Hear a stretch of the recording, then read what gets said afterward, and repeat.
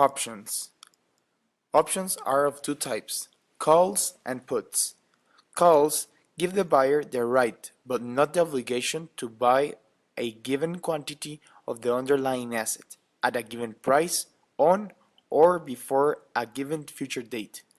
Puts give the buyer the right, but not the obligation, to sell a given quantity of the underlying asset at a given price on or before a given date.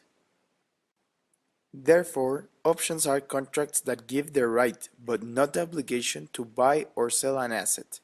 Investors typically will use option contracts when they do not want to risk taking a position in the asset outright, but they want to increase their exposure in case of a large movement in the price of the underlying asset.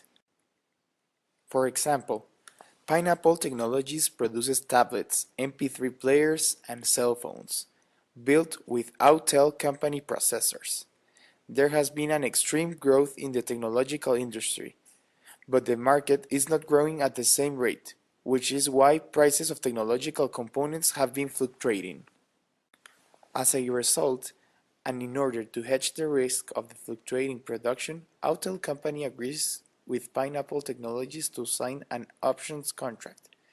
In this agreement, they state that if the market fluctuates too much, Pineapple Technologies will have the option or right to acquire the processors from the Autel company at a convenient price for both companies stated in the contract. This reduces the risk of Autel company to stop the production of processors and ensures Pineapple Technologies that there will be processors available for their devices. Swaps. Swaps are private agreements between two parties to exchange cash flows or other variables associated with different investments in the future, according to a pre-arranged formula. Many times, a swap will occur because one party has a competitive advantage in one area, such as borrowing funds under variable interest rates, while another party can borrow more freely at a fixed rate. The three most commonly used swaps are interest rate swaps, currency swaps, and commodity swaps.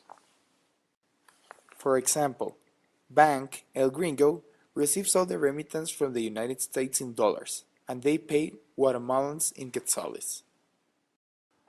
On the other hand, Bank La Ahorradita sells dollars to Guatemalan importers, who pay in quetzales. Both agree upon a swap to make profit out of their individual exchange rates.